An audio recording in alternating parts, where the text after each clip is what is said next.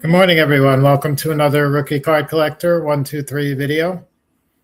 Today's episode, I'm going to show part 2 of my baseball Hall of Fame autograph card collection, I should say. I will be doing a future video covering autographed real photo postcards as well as Type 1 photographs. But today's episode is going to be more cataloged vintage baseball cards, primarily pre-war again. And glad I waited and split the autograph cards up into 2 different episodes, because over this past weekend, I actually got back a 2-card order from PSA. Both of them were autographed Hall of Fame cards, both of them pre-war. And those were there since November 2025. So more than 6 months I was waiting on them, and finally came back Saturday. So let me bring up the first one. This is actually one of the 2 cards that I just got back from PSA. And as you can see here, this is Joe Cronin. This is a 1936 Goudey Premium. This one has a facsimile signature of Cronin in black ink on the lower right-hand side of the card. And then it has a ballpoint pen in blue ink running vertically on his left shoulder. I'm not sure how good you could see the autograph in the image here. But the card received a 2.5 from PSA. 2.5 is a good plus. And the autograph was deemed to be authentic. I believe I had requested a numerical autograph grade as well. I'm not sure why they didn't do that. But if I ask for an updated label, it's probably going to take another 6 months, so I'll probably just keep it the way it is. So the first one will be the 1936 Goudey Premium Joe Cronin. This one was a pickup from a small auction house a couple of years ago. This was one of my first pre-war autographed cards. And this card will actually be for sale. I'll be setting up again in Chicago at the National the last week in July. This card will be for sale in Chicago. Or if you're interested and you want to reach out sooner, we can try to work out a deal for it. The other card I've got back from PSA is going to be my next one that I'm going to show. That one is also going to be for sale in Chicago. And also, if you wanted to reach out, I would also sell that one in advance as well.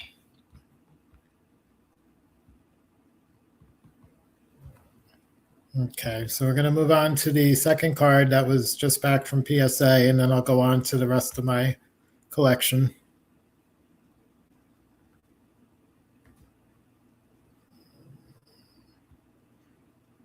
Okay, so next one is going to be this one here. It's a 1930 Z-Nut, which was a Pacific Coast League minor league card. This one pictures Ernie Lombardi, who was the Hall of Fame catcher for the Cincinnati Reds during the 30s and into the 40s as well. This one's hand cut. The bottom coupon is missing, as is the case with just about every Z-Nut that has survived over the years. Nearly impossible to find those with the coupon still attached. This one is autographed. You don't see an autograph on the face there. That's because Lombardi actually signed it on the back. The card received a good 2 grade from PSA, with the autograph being authentic. And give me a second here. I'm going to pull up the back image now. Signed it in pencil as opposed to ink. So not too often you'll find that. But in this case, that's the signature. And you can see it there. It's obviously not super bold being a pencil signature, but definitely very clearly made out as being Ernie Lombardi. Back in those days, most of the players took pride in signing their name, and you could actually read every letter in the signature. Unlike the guys today, that'll usually sign one or two letters, and that's about all you can make out. So this C-Nut Lombardi, I actually picked up on a Net 54 buy, sell, trade transaction last year in 2025. It was not authenticated at all. I asked the seller if he thought it was original. He said he thinks it probably was. It came from a collection with several other autograph cards that were really just commons. They were not Hall of Famers. But he said he had no reason to think it would not come back authentic. So I sent it in to PSA and got it back this past Saturday authenticated. So super happy to have that one. Both of these, the Cronin autograph and the Lombardi Z-Nut autograph, both of these are one of ones. So they're the only autographed examples of this particular card for each of them.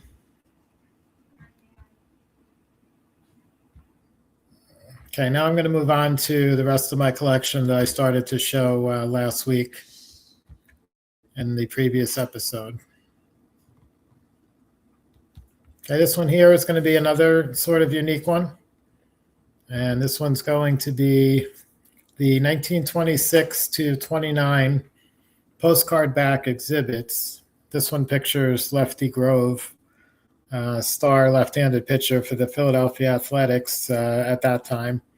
Would later spend the second half of his career with the Boston Red Sox and actually spent several years in the minor leagues with the Baltimore Orioles during the early to mid 1920s. So Grove, considered by many to be maybe the best left-handed pitcher ever, or at least in the top 2 or 3, along with Sandy Koufax and maybe 1 or 2 others. Again, you'll see that the face of this card is not autographed. So again, this is going to be another one that was signed on the back, except that the signature on the back is actually not Lefty Grove. It was signed by Mickey Cochrane. And Mickey Cochrane was Grove's catcher for all the seasons that he played with the Philadelphia Athletics during the 20s and into the early 1930s. And Cochrane's rookie card also appears in the same set, the 1926 to 29 postcard back exhibits. He has his own image picturing him in a catching pose. And the story goes that the individual that got the Cochrane autograph collected these exhibit cards from the old penny arcade exhibit machines and carried some around with him to various major league games in the New York City area. So whenever opposing teams came into town, he would have pictures available of cards from that team, but he did not have everybody, of course, on the teams. So if he did not have a player, what he did was he took a player from the team that he did have, and he got the back of the card signed instead of the front. So apparently the collector did not have Mickey Cochrane's exhibit card and did have Lefty Grove. So he pulled out the Grove, turned it over, asked Cochrane to sign it on the back, which he did.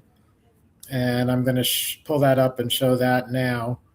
This was also an eBay purchase from a couple of years ago, 2024, I believe. And we're going to look at the Cochrane signature now.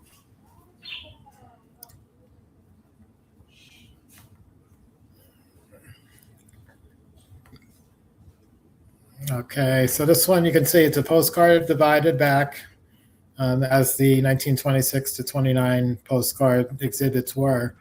You can see the Mickey Cochrane autograph, which PSA has authenticated.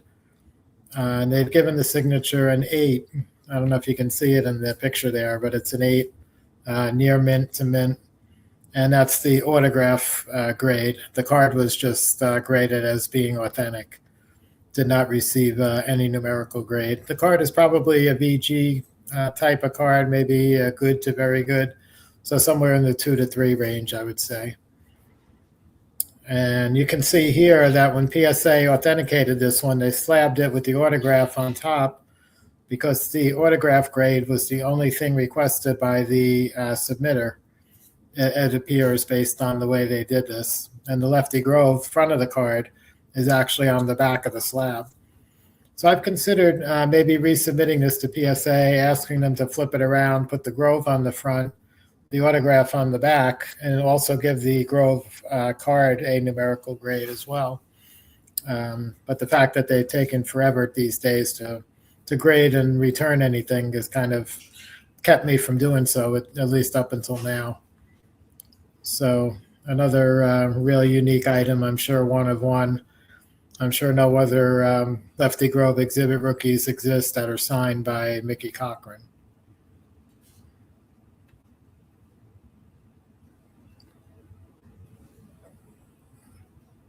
Okay, we're going to move on to our next one for today.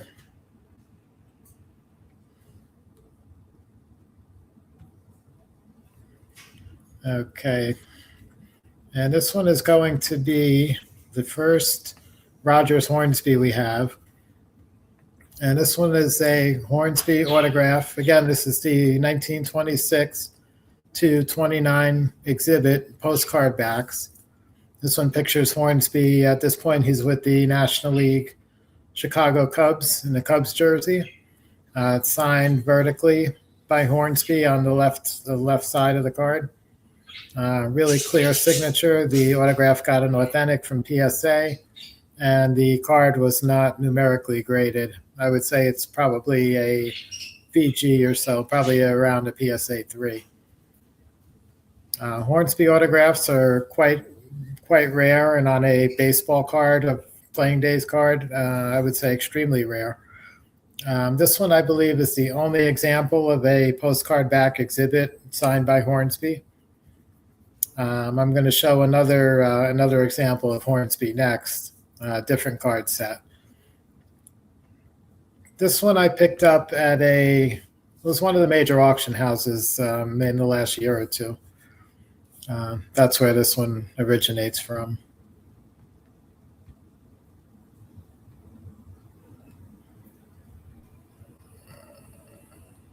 Okay. So moving on to the next one.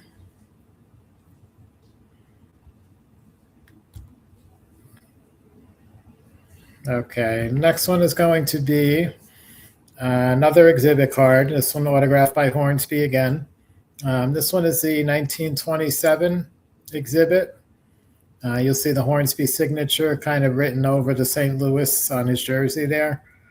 The 27s are the ones with the greenish tint background. And pictures, I think this is a pretty unique image of Hornsby. I think this might be the only card that this image appears on, actually. The postcard back exhibit I just showed also, don't think that image appears on anything else either. So this one's got a nice Hornsby signature. The autograph received looks like an 8 or a 9. Hard for me to read on my screen here, from PSA. And then the card got a fair 1.5 grade, which actually looks to be a really, really rough grade. Card looks to be in much nicer condition than a 1.5, but doesn't really matter. Again, this one I believe it's a one of one or maybe one of two that exist, signed by Hornsby. Another Playing Days autograph. And this one was a pickup from Tony E-Trade, I believe, who had it listed on eBay. And I know Tony for a long time and reached out to him offline and worked out a little better deal to pick this one up. And I've had this one for a while now as well.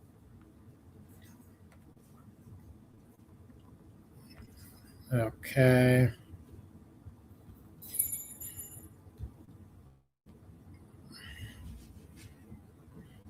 Okay, next one we're going to look at is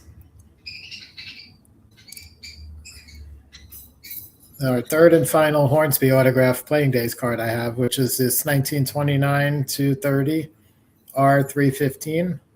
Really nice image of Rogers, pictured with the Chicago Cubs. And not a card you see too often. The R315s are not super rare, but they're definitely not one of the more common cards. And to find one signed by Hornsby, and he dated it also 1956, so that's when he actually signed the card, it appears. This one got a 9 on the autograph, ballpoint pen, and authentic on the card. The card looks to probably be around a 1.5 or a 2. And this was another major auction house pickup. I tend to like the exhibit cards as far as autographs. Number one, they're a little bit oversized, which means in general, collectors favor the more standard size cards over the larger cards. So that tends to keep the price down a little bit. And the exhibit card is a larger card, which gives you a larger face to have the autograph spread out over. So you could imagine like some of the 20 strip cards, especially the ones that are cut very narrow, very close to the borders. You're talking about a card that's only about 1.5 inches wide, and the player's got to squeeze his entire signature across that 1.5 inch card. It probably doesn't make for real nice autographs. So the exhibit size cards tend to me at least, to display the autographs a lot better. They tend to be more reasonable than if you got like a 33 Gaudy Hornsby, if that type of card would probably run you double or triple maybe what this one cost me. So that's my third and final Hornsby.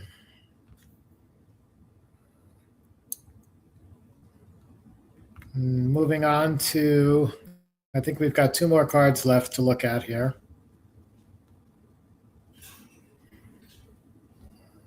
Okay, and the next one I showed in the last video, a Honus Wagner from the same set, and this is the Ty Cobb from that set.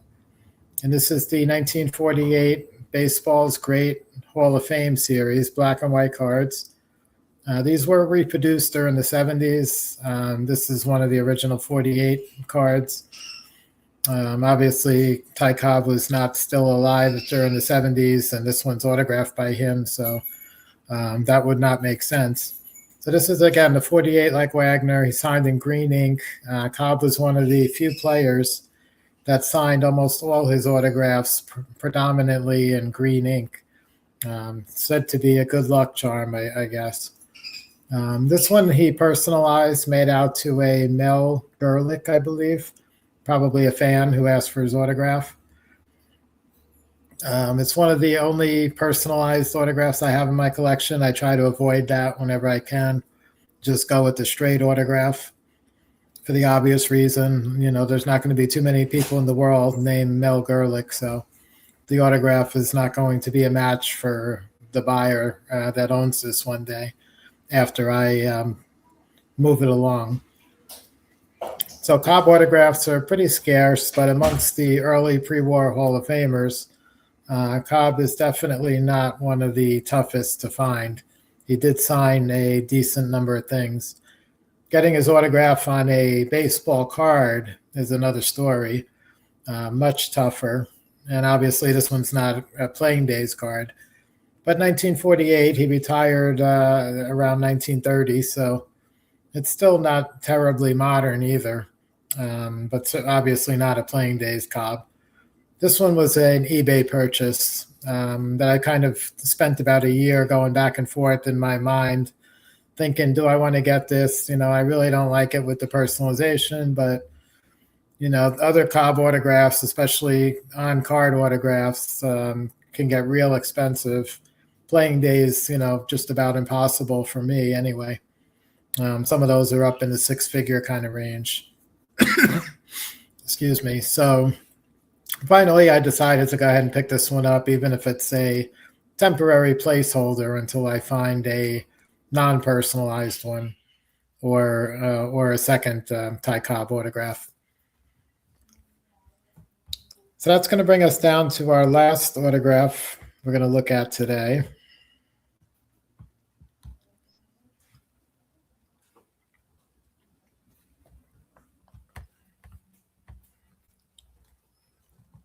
And that's going to be none other than the Splendid Splinter, Ted Williams.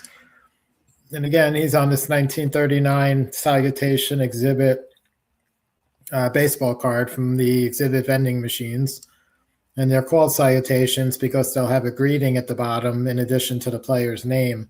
That'll say something like sincerely yours, cordially, or yours truly, some type of a greeting. hence the salutation exhibit name. And they ran from 39 to 46. They were issued over that 7 or 8 year period, although some of them continued to be issued and distributed even beyond the 46 cutoff date that shows on the grading company labels. The last episode, I showed a Joe DiMaggio from that same set, 39 to 46 salutation exhibit. This one signed by Williams diagonally. Beautiful signature. The signature looks like it got a 9. I'm not sure why it didn't get a 10, maybe because it was in ballpoint pen and not marker or Sharpie. And he also dated it 1988, so it appears that was the year he signed it. And the card's just given an authentic grade. It's probably I would say a 2 or a 2-ish condition, so probably good. And this one was an eBay pickup as well. You'll notice the majority of my stuff, more than anywhere else, comes from eBay. I buy things here and there on Net54 Baseball on the website, and also occasionally Major Auction House. But nowadays, with prices being what they are, there's not a lot of stuff in the major auctions that I can really afford, so I kind of turn to eBay primarily for my purchases. So that's going to wrap up today's episode on the Baseball Hall of Fame rookie cards currently in my collection. This was part 2. Next episode, I'm going to feature, like I've said, the real photo postcards as well as Type 1 photos that I have autographed by various Hall of Famers. Again, many of them are going to be pre-war, or almost all of them are going to be pre-war players. There may be 1 or 2 post-war, but for the most part, I collect the Inner Circle Hall of Fame guys. So very, very few are going to be the more marginal Hall of Famers. It's going to be mainly the bigger name guys. Like I said in the beginning, the 2 that I just got back from PSA, the Ernie Lombardi and the Joe Cronin, both of those are going to be available for sale. If you're interested in either one, feel free to reach out to me. Leave a comment or something at the end of the video. And otherwise, I hope you enjoyed today's video. Have a great day, and I'll catch you guys again on the next one.